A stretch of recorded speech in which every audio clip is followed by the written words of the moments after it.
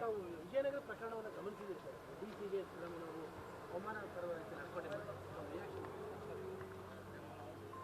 ಸಿದ್ದರಾಮಯ್ಯನವರು 2013ರಿಂದ 2018ವರೆಗೂ ಮೊದಲನೇ ಬಾರಿ ಮುಖ್ಯಮಂತ್ರಿ ಆಗಿದ್ದರು. ಅವತ್ತು ನಮ್ಮ ಈ ಮೈಸೂರಿನಲ್ಲೇ ಒಬ್ಬ ದಿಟ್ಟ ದಲಿತ IAS ಅಧಿಕಾರಿಯಾಗಿದ್ದಂಥ ಶಿಖಾ ಅವರನ್ನು ಸಿದ್ದರಾಮಯ್ಯನವರ ಶಿಷ್ಯ ಮರಿಗೌಡ ಸಿದ್ದರಾಮಯ್ಯನವ್ರ ಎದುರುಗಡೆ ಅವಾಚ್ಯ ಶಬ್ದಗಳಿಂದ ನಿಲ್ಲಿಸಿದ. ಆತನ ಮೇಲೂ ಏನೂ ಕ್ರಮ ಕೈಗೊಳ್ಳಿಲ್ಲ. ಶಿಖಾ ಪ್ರಕರಣದ ಮೊದಲು ರಶ್ಮಿ ಮಹೇಶ್ ಮೇಲೆ ಆಕ್ರಮಣ ಮಾಡುವಂತಹ ಚಪ್ಪಲಿಯಲ್ಲಿ ಹೊಡೆಯುವಂಥ ಪ್ರಕರಣ ಮೈಸೂರಿನಲ್ಲಿ ಸಂಭವಿಸಿತು. ಅವರು ಮೊದಲ ಸಾರಿ ಮುಖ್ಯಮಂತ್ರಿ ಆಗಿದ್ದಾಗ ಮಲ್ಲಿಕಾರ್ಜುನ ಖರ್ಗೆ ಅವರನ್ನು ಹತ್ಯೆ ಮಾಡಲಾಯಿತು. ತುಮಕೂರಿನಲ್ಲಿ PSI ಜಗದೀಶ್ ಅವರನ್ನ ಡ್ರ್ಯಾಗರ್ನಲ್ಲಿ ಸುಚ್ಚಿ ಸಾಯಿಸಲಾಯಿತು. DK ರವಿ ಅನುಮಾನಾಸ್ಪದವಾಗಿ ಸಾವನ್ನಪ್ಪಿದ್ರು. MK ಗಣಪತಿ ಸೂಸೈಡ್ ಮಾಡ್ಕೊಳ್ಳೋದಕ್ಕೆ ಹೋದಂಥ ಪರಿಸ್ಥಿತಿ ಸೃಷ್ಟಿಯಾಯಿತು. ಅಧಿಕಾರಿಗಳಿಗೆ ರಕ್ಷಣೆ ಇಲ್ಲ ಅನ್ನೋ ಸ್ಥಿತಿ ಅವರ ಮೊದಲನೇ ಅವಧಿಯಲ್ಲಿ ಸೃಷ್ಟಿಯಾಗಿತ್ತು. ಈಗ ಎರಡನೇ ಅವಧಿನಲ್ಲಿ ಈ ಹಿಂದೆ ಮರಿಗೌಡನಂತವ್ರನ್ನ ಚೂ ಬಿಟ್ಟು ಅಧಿಕಾರಿಗಳನ್ನ ಅವಮಾನ ಮಾಡೋರು ಈಗ ಸಿದ್ದರಾಮಯ್ಯನವರು ಸ್ವತಃ ಅವಮಾನ ಮಾಡ್ತಾ ಇದ್ದಾರೆ. ಆ IAS ಅಧಿಕಾರಿ ಜೀವನ ಇಡೀ ಕಷ್ಟಪಟ್ಟು ಆ ದಿವಾಕರು ಒಂದು IAS ಪಾಸ್ ಮಾಡಿ ಒಂದು ಜಿಲ್ಲೆಯ ಒಂದು ಆಡಳಿತವನ್ನು ನಡೆಸ್ತಾ ಇರ್ತಾರೆ. ಅದೊಂದು ಸಾರ್ವಜನಿಕ ಕಾರ್ಯಕ್ರಮ, ಎಲ್ಲ ಒಂದು ಸರ್ವಧರ್ಮ ಎಲ್ಲರನ್ನೂ ಕೂಡ ವೈವಾಹಿಕ ಒಂದು ಸಮಾರಂಭ, ಸಾಮೂಹಿಕ ವಿವಾಹ ಸಮಾರಂಭ ಎಲ್ಲರನ್ನೂ ಕರೆದಿದ್ದಾರೆ. ಅವ್ರು ಹೆಡ್ ಆಫ್ ದಿ ಡಿಸ್ಟ್ರಿಕ್ಟು ವೇದಿಕೆಯಲ್ಲಿ ಆ ಕಾರ್ಯಕ್ರಮಕ್ಕೆ ಬಂದು ಕೂತ್ಕೊಂಡ್ರೆ ನಿಮಗೇನು ಚುಚ್ಚುತ್ತಾ? ನೀವು ವಿಜಯನಗರದ ಗಡಿ ಬಂದು ಕೂಡಲೇ ಬುಕ್ಕ ಹಿಡ್ಕೊಂಡು ದಿವಾಕರು ನಿಮ್ಮನ್ನು ಇದನ್ನು ಬರಮಾಡ್ಕೊಳ್ಳಲ್ವಾ? ಆವಾಗ TC ಬಂದು ನಿಮಗೆ ಬುಕ್ಕೆ ಕೊಡ್ಬೇಕಾದ್ರೆ ನಿಮಗೆ ರೀತಿ ರಿವಾಜ್ ಪ್ರಕಾರ TC ಬಂದು ಫಸ್ಟ್ ಬುಕ್ಕೆ ಕೊಡುತ್ತಾನೆ.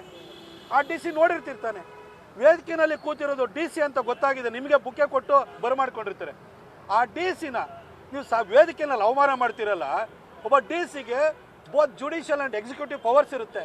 ನೀವೇನೇ ಹೇಳಿದ್ರು ಕೂಡ ಆದೇಶ ರೂಪದಲ್ಲಿ ಹೊರಡಿಸುವಂಥದ್ದು, ಒಂದು ಸರ್ಕ್ಯುಲರ್ ಹೊರಡಿಸುವಂತಹ, ಸುತ್ತೋಲೆ ಹೊರಡಿಸುವಂತಹ ಅಥವಾ ಆದೇಶಗಳಿಂದ ದಾಖಲೆ ರೂಪದಲ್ಲಿ ಹೊರಡಿಸುವಂತಹ ಹಕ್ಕು ಮತ್ತು ಅಧಿಕಾರ ಇರೋದು ಒಬ್ಬ DCಗೆ.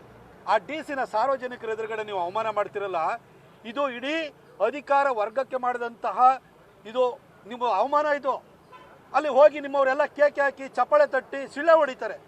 ಒಬ್ಬ ಅಧಿಕಾರಿ ಆತನಿಗೆ ಏನಾಗ್ಬೋದು? ಇದು ಅಧಿಕಾರಿ ವರ್ಗಕ್ಕೆ ಇದೊಂದು ಡಿಮೋರಲೈಸ್ ಮಾಡುವಂಥ ಸಂಗತಿ ಅಲ್ವಾ ಇದು? ಯಾಕಾಗಿ ನೀವು ಈ ಥರ ಟಾರ್ಗೆಟ್ ಮಾಡ್ತಿದ್ರಿ? ಅಥವಾ DC ಅವ್ರ ಜಾತಿ ಗೀತಿ ಏನಾದ್ರು ನೋಡ್ಬಿಟ್ಟು ನೀವೇನು ಟಾರ್ಗೆಟ್ ಮಾಡ್ತಿದ್ದೀರಾ? ನಿಮ್ಗೆ ಮೊದಲು ಗೊತ್ತು, ನೀವು ಫಸ್ಟ್ ಟೈಮ್ ಮುಖ್ಯಮಂತ್ರಿ ಆದಾಗ ಉಮೇಶ್ ಅವರು ಈ ರಾಜ್ಯ ಕಂಡಂತಹ ಅತ್ಯಂತ ಒಬ್ಬ ನೇರವಂತಿಕೆ ಇಟ್ಕೊಂಡ ದಕ್ಷ ಅಧಿಕಾರಿಯಾಗಿದ್ದರು. ಅವ್ರನ್ನ ಚೀಫ್ ಸೆಕ್ರೆಟರಿ ಮಾಡುವಂಥ ಅವಕಾಶ ನಿಮಗಿತ್ತು. ಇರೋ ಚೀಫ್ ಸೆಕ್ರೆಟರಿಗೆ ಎಕ್ಸ್ಟೆನ್ಷನ್ ಕೊಟ್ಟು ಉಮೇಶ್ ಅವರು ಚೀಫ್ ಸೆಕ್ರೆಟರಿ ಆಗೋಕ್ಕೆ ನೀವು ಬಿಡಲಿಲ್ಲ. ಯಾಕೆ ಲಿಂಗಾಯತರು ಅನ್ನೋ ಕಾರಣಕ್ಕ? ಅದೇ ರೀತಿ ಕಿಶೋರ್ ಚಂದ್ರ ಒಬ್ಬ ದಕ್ಷ ಪೊಲೀಸ್ ಅಧಿಕಾರಿ ಆಗಿದ್ರು, ಅವರು DG ಆಗುವಂಥ ಅವಕಾಶ ಇತ್ತು. ಅವ್ರನ್ನೂ ಕೂಡ ನೀವು ಮಾಡಲಿಲ್ಲ. ನೀವು ಸೆಂಟ್ರಲ್ ಸರ್ವಿಸ್ಗೆ ಹೋದವ್ರನ್ನು ವಾಪಸ್ ಕರ್ಕೊಂಬಂದ್ರಿ ನೀವು. ಯಾಕೆ? ಅವು ಒಕ್ಕಲಿಗ ಅಂತ ಮಾಡಲಿಲ್ವಾ? ಈ ರೀತಿ ಜಾತಿ, ಈ ಥರ ಒಡಕು ನಿಮ್ಮ ಮನಸ್ಸೊಳಗಡೆ ಯಾಕೆ ಕೂತಿದೆ ಸಿದ್ದರಾಮಯ್ಯನವರೇ? 39 ಜನ ಲಿಂಗಾಯತ್ MLA ಇದ್ದರೆ ನೀವು ಮುಖ್ಯಮಂತ್ರಿ ಆಗ್ತಿದ್ದೀರಾ. ಇವತ್ತು ಯಾಕೆ ದಿವಾಕರನ್ನ ಅವಮಾನ ಮಾಡ್ತಿದ್ದೀರಿ? ಯಾಕೆ ಈ ಜಾತಿ ಭಾವನೆಯನ್ನು ಇಷ್ಟೊಂದು ತಲೆ ಒಳಗಡೆ ತುಂಬಿಕೊಂಡಿದ್ದೀರಿ? ಈ ಸಿದ್ದರಾಮಯ್ಯನವರ ಆಡಳಿತದಲ್ಲಿ ಹಿಂದೂಗಳನ್ನು ಒಡೆಯುವಂಥ ಕೆಲಸ, ಹಿಂದೂಗಳ ಭಾವನೆಗಳಿಗೆ ಘಾಸಿ ಮಾಡುವಂಥ ಕೆಲಸ ಎಲ್ಲವೂ ನಡೀತಾ ಇದೆ. ಇದನ್ನು IAS ಅಸೋಸಿಯೇಷನ್ ಏನಿದೆ, ಇದನ್ನು ಮುಖ್ಯಮಂತ್ರಿಯವರ ವರ್ತನೆಯನ್ನು ಖಂಡಿಸಬೇಕು ಅಂತ ನಾನು ಕರೆ ಕೊಡ್ತೀನಿ. ನಿಮ್ಮ IAS ಅಸೋಸಿಯೇಷನ್ ಇರೋವಂಥದ್ದು ಕೇವಲ ನೀವಲ್ಲಿ ಹೋಗಿ ಲೇಔಟ್ ಮಾಡೋದಕ್ಕೆ ಅಥವಾ ನಿಮಗೇನಾದರೂ ಸೈಟ್ಗಳು ಬೇಕು ಇದಕ್ಕೋಸ್ಕರ ನಿಮ್ಮ ಅಸೋಸಿಯೇಷನ್ ಮಾಡಿರೋದಲ್ಲ. ಒಬ್ಬ ಅಧಿಕಾರಿಗೆ ಈ ರೀತಿ ಅವಮಾನ ಮಾಡಿದಾಗ ನೀವು ಅದನ್ನು ಪ್ರೊಟೆಸ್ಟ್ ಮಾಡಬೇಕು, ಅವ್ರನ್ನ ಪ್ರೊಟೆಕ್ಟ್ ಮಾಡ್ಕೊಳ್ಳೋ ಕೆಲಸನೂ ಕೂಡ ನಿಮ್ಮ IAS ಅಸೋಸಿಯೇಷನ್ ಮಾಡಬೇಕು. ಈ ಕೆಲಸವನ್ನು ಕರ್ನಾಟಕದ IAS ಅಸೋಸಿಯೇಷನ್ ಅವರು ಮಾಡಬೇಕು ಅಂತ ನಾನು ಕೇಳ್ಕೊಳ್ತೀನಿ. ಚೀಫ್ ಸೆಕ್ರೆಟರಿ ಅವ್ರಿಗೂ ಕರೆ ಕೊಡ್ತೀನಿ. ನೀವು ಸರ್ಕಾರದ ಬಾಲಬಡುಕರು ಕೆಲಸ ಮಾಡುವಂಥದ್ದಲ್ಲ. ಚೀಫ್ ಸೆಕ್ರೆಟರಿ ಅಂತಲೂ ಒಂದು ಸ್ಯಾಡೋ ಚೀಫ್ ಮಿನಿಸ್ಟರ್ ಇದ್ದಂಗೆ ಒಬ್ಬ ಆಡಳಿತಾತ್ಮಕ ಮುಖ್ಯಮಂತ್ರಿ. ನೀವು ನಿಮ್ಮ ಅಧಿಕಾರಿನ ಪ್ರೊಟೆಕ್ಟ್ ಮಾಡ್ಕೊಳ್ಬೇಕಾದ್ರೆ ನಿಮ್ಮ ಅಧಿಕಾರಿಗೆ ಅವಮಾನ ಆದಾಗ ಅದನ್ನು ತಡೆಯುವಂಥ ಪ್ರಯತ್ನ, ಅದಕ್ಕೆ ಪ್ರತಿರೋಧ ಒಡ್ಡುವಂಥ ಪ್ರಯತ್ನವನ್ನು ನೀವು ಮಾಡಬೇಕು ಅಂತ ಹೇಳಿ ನಾನು ಚೀಫ್ ಸೆಕ್ರೆಟರಿ ಅವ್ರಿಗೂ ಕರೆ ಕೊಡ್ತೀನಿ. ನ್ಯೂಸ್ ಫಸ್ಟ್ ನಿರ್ಭೀತಿಯಿಂದ ನಿಮ್ಮ ಪರವಾಗಿ.